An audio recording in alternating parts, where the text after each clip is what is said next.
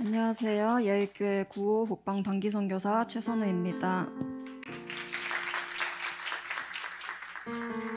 저는 2021년 7월 분할계 북방선교센터로 파송받아 러시아 블라디보스톡으로 출국했습니다. 하나님께서는 선교 시작에서부터 제게 순종을 말씀하셨습니다. 다른 것은 보지 말고 하나님의 인도를 따르라고 하셨습니다. 또한 제게 갈급함을 주시며 더 기도하고 더 말씀을 읽게 하셨습니다. 하나님께서 저를 사랑하셔서 저를 사용하시고 제게 은혜 주시려는 것 같아서 감사했습니다. 하나님께서는 저를 평안함과 기쁨 가운데 거하게 하셨습니다. 7월 7일 저는 선교지로 가며 걱정하던 것들이 있었습니다. 단체 생활을 해야 하는데 저는 누군가와 함께 지내는 것을 불편해하는 사람이라는 것과 또 하나는 오래된 수면장애를 가지고 있다는 것이었습니다. 그러나 하나님께서는 함께 생활함에 있어서 조금의 불편함은 있었지만 어려움이 없게 하셨고 잠들지 못해 힘들어하는 날 또한 없게 하셨습니다. 돌이켜 생각해보면 선교지에서 주신 놀라운 하나님의 은혜였습니다. 저는 처음 2개월은 사랑셀에서 그 뒤 3개월은 은혜셀에서 그리고 다시 사랑셀로 잦은 셀 변동이 있었습니다. 처음 셀 변동이 있었을 때 저는 이해할 수 없어 하나님께 물었습니다. 2개월간 사역하며 동역자들에게도 셀가족들과 베스트들에게도 마음을 주었는데 제게 왜 이러시냐고, 처음부터 그렇게 하셨으면 되지 않았냐고 물었으나 바로 답을 얻지는 못했습니다. 그러나 시간이 지난 후에 그것은 제가 더 많은 영혼을 품고 사랑할 수 있도록 하시기 위함이라는 것을 알게 되었습니다. 저는 더 많은 영혼들을 위하여 기도할 수 있게 된 것이었습니다. 북방선교센터에는 아직까지 제대로 하나님을 믿는 영혼이 있다고 하기 어렵습니다. 하나님은 믿지만 예수님을 믿지 못하거나 성령을 믿지 못하거나 예수님의 부활을 믿지 못하거나 하는 등 각자에게 무언가의 걸림들이 있습니다. 또한 종교법으로 전도가 금지되어 있습니다. 그래서 저희는 어느 정도 관계를 맺은 후에 복음을 전합니다. 블라디보스톡은 매우 여유로운 도시입니다. 그러나 그들의 삶은 그렇게 여유롭지만은 못합니다. 수입에 비해 물가는 비싸고 날씨에 따라 쉽게 감정과 마음이 오르내리고 행복하다고 말하지만 누구보다도 복음이 필요해 보입니다. 저는 북방의 영혼들과 함께하는 시간이 행복함과 동시에 그 이면에는 복음의 메시지를 들어도 그것을 마음으로 받아들이지 못하는 것에 대한 답답함이 있었습니다. 점점 더 그들을 알아갈수록 저는 더 담대히 복음을 전하지 못하는 것이 안타까웠습니다. 저는 더욱 기도할 뿐이었습니다. 하나님께서는 새로운 방법으로 일하셨습니다. 10월 30일부터 러시아의 코로나 악화로 인하여 QR코드 인증제를 시행하였습니다. QR코드가 없는 저희는 카페나 식당을 갈 수 없는 상황이 되었습니다.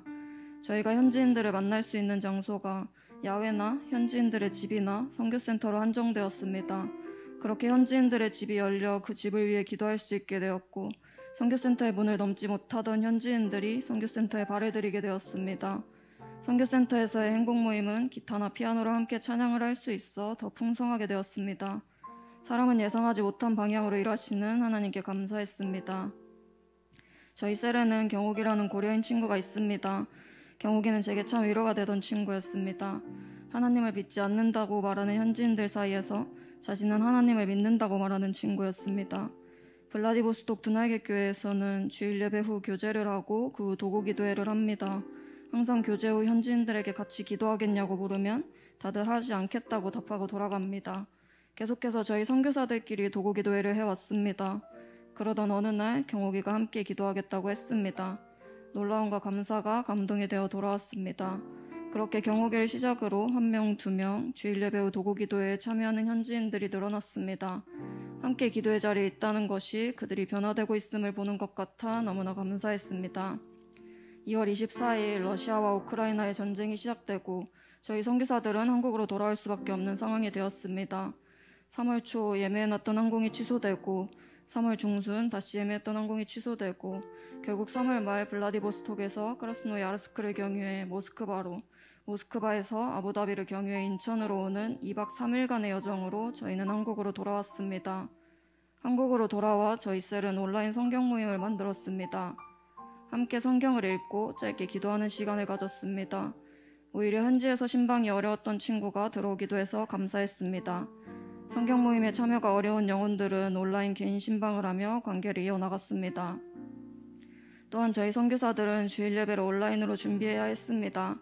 선교사들은 주중에 찬양과 헌금 특순을 녹화하며 예배를 준비했고 현지인들이 주일 예배를 선교센터에서 함께 드릴 수 있도록 저희가 현지에서 돌아오기 전 현지인 3명에게 선교센터 열쇠를 맡겨놓았습니다.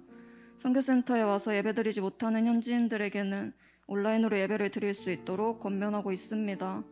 주일 예배 후 교제 시간에는 간단한 게임과 말씀 나눔을 하고 함께 기도하며 예배를 마치고 있습니다. 저는 찬양 영상을 편집하고 자막을 넣는 사역을 맡았습니다. 현지에서는 이동 시간이 길어 저는 그 시간에 찬양을 많이 들었습니다.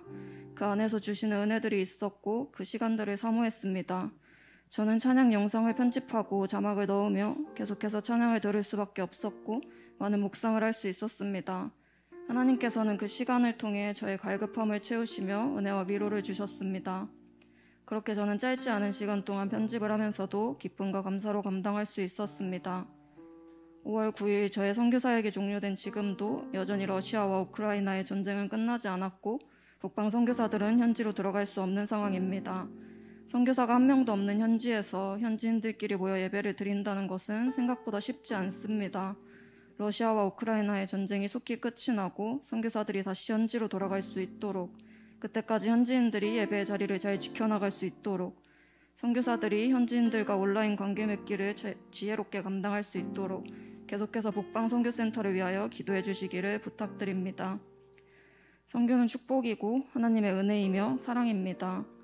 하나님께서는 순종하는 요나를 찾고 계십니다. 그리고 그게 저였습니다. 저는 때로 하나님 말씀에 불순종하고 도망치기도 합니다. 그러나 하나님께서는 끝까지 인내하시고 저를 인도하십니다. 제가 보일 수 없어도 제 인생의 길을 만드시고 기적을 행하시고 약속을 행하시는 분이 하나님이십니다.